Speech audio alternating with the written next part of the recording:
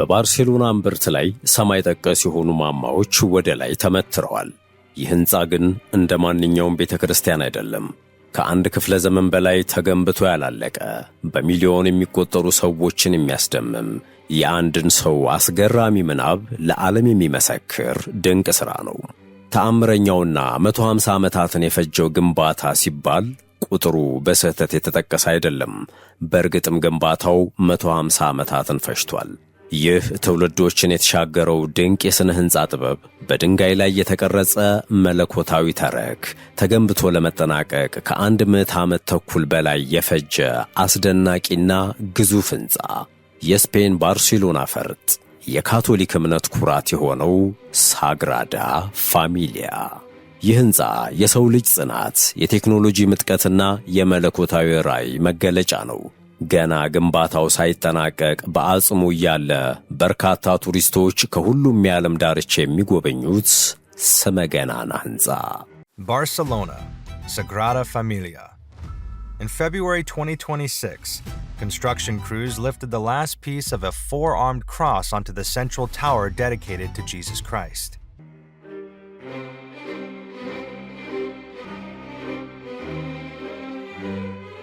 ሰላምና ጤና በያላችሁበት የምድር ዳርቻ ሁሉ የምንመኝላችሁ የመሿለኪያ ቤተሰቦች፣ ለዛሬ በዓለማችን ላይ ለመገንባት ረጅሙን ጊዜ የፈጀውንና በታምረኛነቱ የሚጠቀሰውን የባርሴሎናውን ሳግራዳ ፋሚሊያ ቤተክርስቲያንን ታሪኩንና አስደናቂ እውነታዎችን እናስቃኛችኋለን።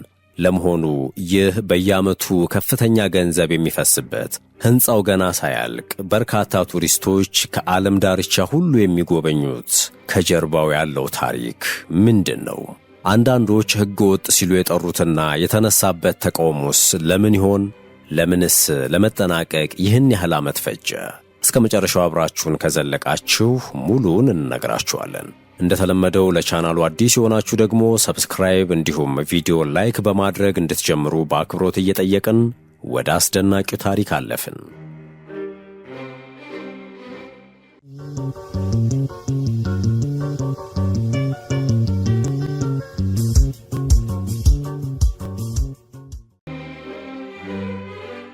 ታሪኩ የሚጀምረው እንደ አውሮፓውያን አቆጣጠር በ1882 ነው። ጆሴፍ ማሪያ ቤካቤላ የተባለ መጽሐፍ ሽጦ የሚተዳደር ሰው ነበር።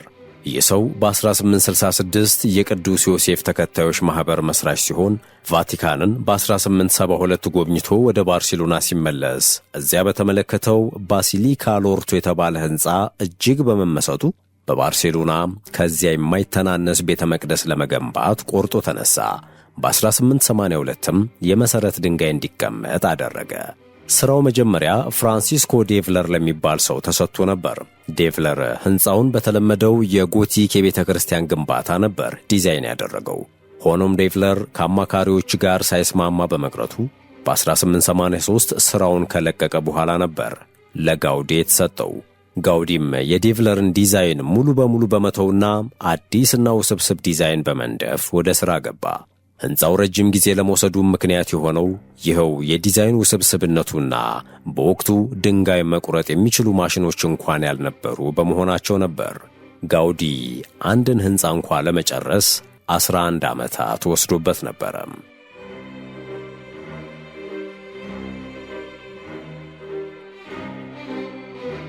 ጋውዲ ሕንፃው የእግዚአብሔር ነው ብሎ ያምን ነበር። ለዚህም ነው እግዚአብሔር አይቸኮልም እያለ በዝግታና በጥራት ይሠራ የነበረው።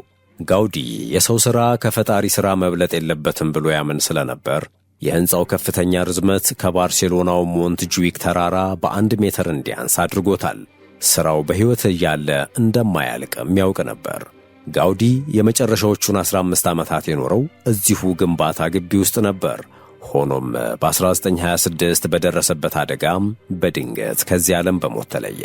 ሥራው ግን ገና አልተጀመረም ነበር። ይህ የስፔን ፈርጥ የካቶሊኮች ኩራትና በአንዳንድ ተቺዎች ሕገ ወጥ በመባል የሚታወቀው ግዙፍ ተክለ ሕንፃ በርካታ ዲዛይነሮችንና ኢንጂነሮችን ሲያፈራርቅ የቆየ ሲሆን በየካቲት ወር 2026 ነው መጠናቀቁ ይፋ የሆነው። ይህ ሕንፃ ውጥኑም ሆነ የግንባታ ሂደቱ መለኮታዊ ዓላማ አለው የሚባልለት ሲሆን ዲዛይኑም ቢሆን መለኮታዊ ግብዓትና መንፈሳዊ ጣልቃ ገብነት ያለው ነው በማለት ከ100 ዓመት በፊት ሕይወቱ ያለፈው የመጀመሪያው የሕንፃው አርክቴክት ጭምር በጽኑ ያምን ነበር።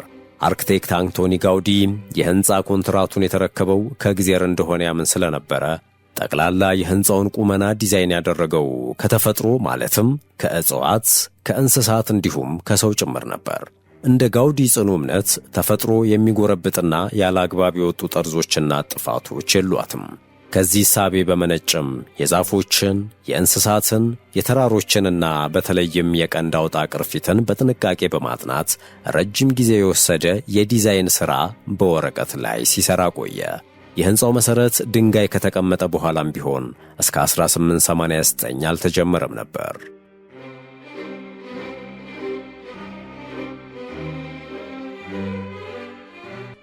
ጋውዲ የሕንፃውን ዲዛይን ማለትም ኮንትራቱን ቀድሞ ከወሰደው ዴልቫር ከተባለ አርክቴክት ፍጹም ተቃራኒ በሆነ መልኩ በባርሴሎናም ሆነ በዓለም ደረጃ ታይቶ በማይታወቅና ፈጣሪን በሚያወድስ መልኩ ለመገንባት ያለመ ዕቅድ ይዞ ነበር ብቅ ያለው።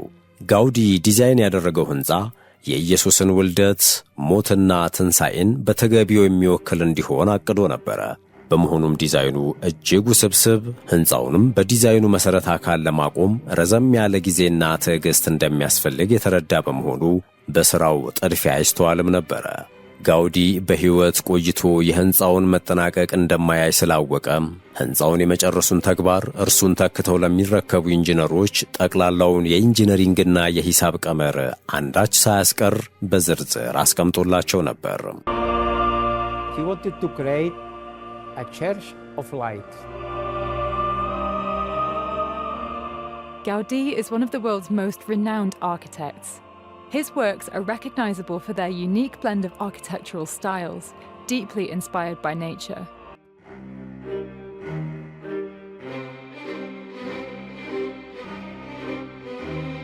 ልክ ከ100 ዓመት በፊት በ1926 ሕይወት ያለፈው ጋውዲ በባቡር ተገጭቶ እስከ ሞተበት ምሽት ድረስ በቀን 16 ሰዓታትን እየሠራ ለ12 ዓመታት ከቤተ ክርስቲያን አካባቢ ሳይርቅ ቆይቷል።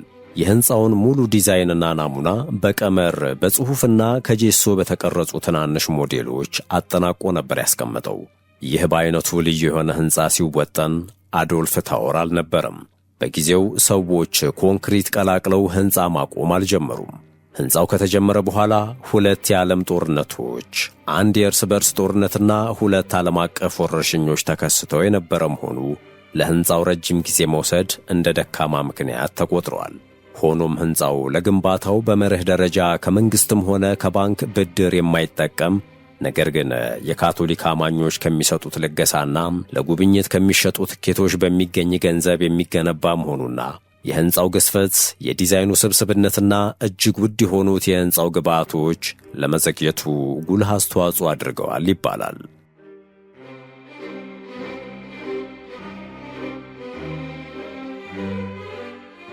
የሳግራዳ ፋሚሊያ ጉዞ አልጋ ባልጋ አልነበረም። ጋውዲ ከሞተ በኋላ ሥራውን ዶሚኒክ ስግራኔስ የተባለ አርክቴክት በበላይነት ይዞ በማስቀጠል እስከ ሐምሌ 20 ቀን 1936 ግንባታው ቀጥሎ ነበር። ነገር ግን በዚሁ ወር የስፔን የእርስ በርስ ጦርነት ሲነሳ አናርኪስቶች የጋውዲን ወርክሾፕ አቃጠሉት። ብዙዎች የፕላስተር ሞዴሎችና ፕላኖች ወደሙ። 12 የፕሮጀክቱ ሠራተኞችም ተገደሉ።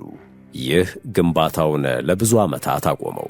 ነገር ግን ተከታዮቹ አርክቴክቶች የተሰባበሩትን ቁርጥራጮች እንደገና በማገጣጠም የጋውዲን ራዕይ ለማዳን ችለዋል። ግንባታው እስከ 2011 ይህ ነው የሚባል እክል ሳይገጥመው የቀጠለ ሲሆን መልክ እየያዘ የመጣውን የሕንፃ አጽም በሺዎች የሚቆጠሩ ቱሪስቶች ይጎበኙት ነበር። ሆኖም ሚያዝያ 19 2011 1500 ቱሪስቶች በግንባታው ውስጥ እንዳሉ በአንድ የአእምሮ ጤናው በታወከ ሰው ተነስቷል በተባለ 95 ደቂቃ የፈጀ የእሳት አደጋ በማጋጠሙ ቱሪስቶች አካባቢውን ለቀው እንዲወጡ ተደረገ። ከጥቂት ቀናት በኋላ ግንባታውም ሆነ የቱሪስት ፍሰቱ ኮቪድ-19 እስከተከሰተበት የቀጠለ ሲሆን በኮቪድ ምክንያት ሥራው ለ4 ወራት ሙሉ በሙሉ ቆመ። የቱሪስት ፍሰቱ ደግሞ ከዓመት በላይ ተገቶ የነበረ በመሆኑ ግንባታው የገንዘብ እጥረት ገጥሞት ነበረ። ከገንዘብ እጥረቱ ባሻገር ችግር የነበረው ግን የሕንፃው ውስብስብ ዲዛይን ነበር።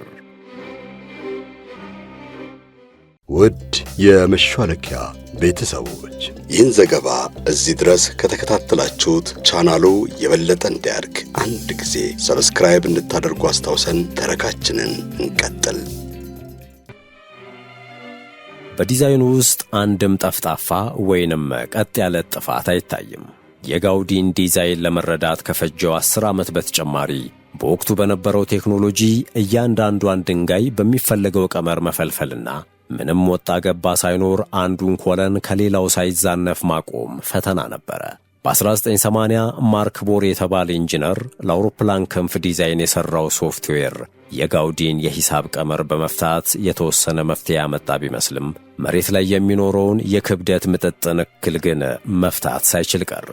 በመሆኑም የሆላንድ ኢንጂነሮች ለዚሁ ፕሮጀክት በተለየ መልኩ ሲኤንሲ የተባለ ድንጋይ መቦርቦሪያ ማሽን እንዲሰሩ መደረግ ነበረበት። ማሽኑ ከኮምፒውተር ያገኘውን ቀመር በመጠቀም ድንጋዮቹን በተሰጠው ልኬት እየተዘዋወረ መቦርቦር የሚችል ነበር። ማሽኑ የመሳሳት መጠኑ በእጅ ከሚቦረቦረው በበርካታ ፐርሰንት የተሻለ ሆኖ በመገኘቱም ትልቅ ራስ ምታትን መቅረፍ ከመቻሉ ባሻገር ሰዎች 3 ሳምንት የሚፈጅባቸውን ሥራ በ6 ሰዓት በማጠናቀቅ የግንባታ ጊዜን ማሳጠር ቻለ።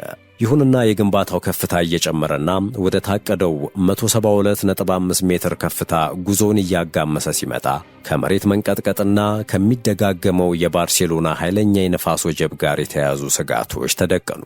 ጋውዲ ይህንን ስጋት ቀድሞ አስቦበት የነበረ በመሆኑ ኮለኖችን ከተለመደው ወጣ ብሎ ከውስጥ በኩል እንዲውሉ ነበር ዲዛይን ያደረገው። ግንባታው ብዙ እስኪጓዝ ይህንን የዲዛይን ዘዴ የተረዳው ሰው ግን አልነበረም። ይህን ስጋት ዘግይተውም ቢሆን የተረዱት 40 የኢንጂነሮች ስብስብ ከጋውዲ ዲዛይን ውጭ የሆነና ኃይለኛ ጭቅጭቅ ያስነሳ ጉዳይ ያከሉበት። እጅግ ግዙፍ ግንባታ መወጣጫ ደረጃ ይኑረው አሉ። መወጣጫውን ለመገንባት ደግሞ 1000 አባወራዎች ወይም 3000 ሰዎች መፈናቀል ነበረባቸው።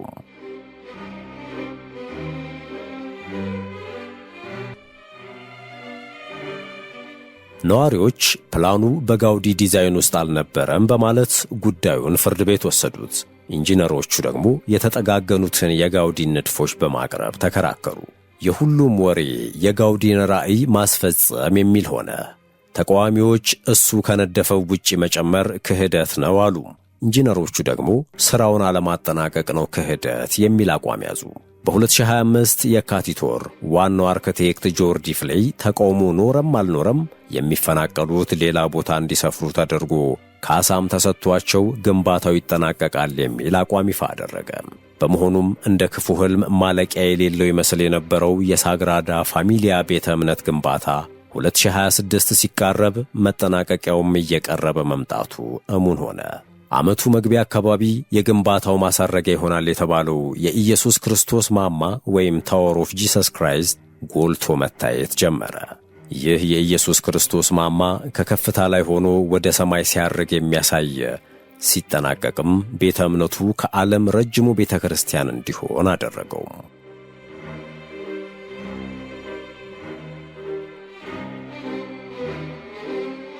ሳግራዳ ፋሚሊያ በ3 ዋና ዋና ክፍሎች የተከፈለ ሕንፃ ነው። ስለ ኢየሱስ ልደት የሚያሳየው ገጽታም ጋውዲ በሕይወት እያለ የጨረሰው ክፍል ነው። የሕማማት ወይም የመከራ ገጽታን የሚያሳየው ክፍል ደግሞ ስለ ክርስቶስ ስቅላት የሚሰብክ በሾሉና በደረቁ ድንጋዮች የተሠራ ስቃዩን የሚገልጽ ነው። ሌላኛው የክብር ገጽታ የተሰኘው ነው። ይህ ትልቁ ክፍል ነው። ወደ እግዚአብሔር የሚደረገውን ጉዞ የሚያሳይ ነው ተብሏል። ሳግራዳ ፋሚሊያ በጥንታዊው የጎቲክ ስነ ሕንፃ ዲዛይን በሚቀራረብ መልኩ ዲዛይን የተደረገ ሲሆን 18 ራሳቸውን የቻሉ ቤተ መቅደሶችን ያካተተ ነው። ከነዚህ ውስጥ 12ቱ ለ12ቱ ሐዋርያት፣ 4ቱ ለ4ቱ ወንጌላውያን እንዲሁም መካከል ላይ ያሉት 2ቱ ለማርያምና ለኢየሱስ ምሳሌ ናቸው። የ12ቱ ሐዋርያት ቤተ መቅደሶች የማርያምና የኢየሱስን መካከል ላይ አድርገው በሥርዓት በክብ መልክ የተገነቡ ሲሆኑ የወንጌላውያኑ ቤተ መቅደሶች ደግሞ በሳግራዳ ፋሚሊያ የውጨኛው አካል በአራቱ አቅጣጫዎች ትይዮች የተገነቡ ናቸው። ጋውዲ ከነኚህ 18 ቤተ መቅደሶች ውስጥ ተጠናቆ የተመለከተው የቅዱስ በርናባስን ቤተ መቅደስ ብቻ ነበር። የግንባታው ማሳረጊያ የሆነውና በ4 የተለያዩ ደረጃዎች ተገንብቶና ተተክሎ በየካቲት ወር የተጠናቀቀው ግዙፍ መስቀል የሁሉንም ቀልብ የሳበና የኢንጂነሪንግ ምጥቀት የተገለጸበት ነው። The Sagrada Familia Basilica, a global spiritual icon soaring above the streets of Barcelona. It's magnificent, in the works for more than 140 years, one of the world's longest running and most ambitious architectural projects.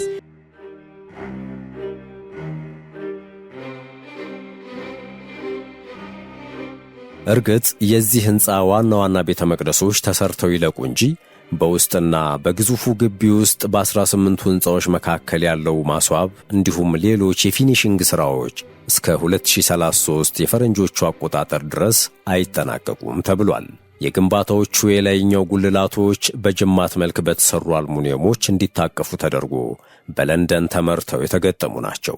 በዋናው በር ላይ የተተከለውና 17 ሜትር ርዝመትና እያንዳንዱ የመስቀል ክንፍ 4 ሜትር የሚረዝመው መስቀልም በጣሊያን ከንጹሕ እብነበረድና ከመስታወት ተሰርተው በአራት ክፍል ተራ በተራ የተገጠሙ ናቸው። እናም ሳግራዳ ፋሚሊያ የካቲት 19 ቀን 2026 የመጨረሻው ራስ ተገጥሞ ከማስዋብና ከፊኒሺንጉ ውጪ ግንባታው በይፋ ተጠናቋል። በ2026 የኢየሱስ ክርስቶስ ማማ ላይ 17 ሜትር ያለው ግዙፍ የድንጋይ መስቀል ሲተከል የጋውዲ የ150 ዓመት ሕልም እውን ሆኗል። ይህ ሕንፃ የጥበብ የእምነትና የጽናት ተምሳሌት ሆኖ ለዘላለም ይኖራል።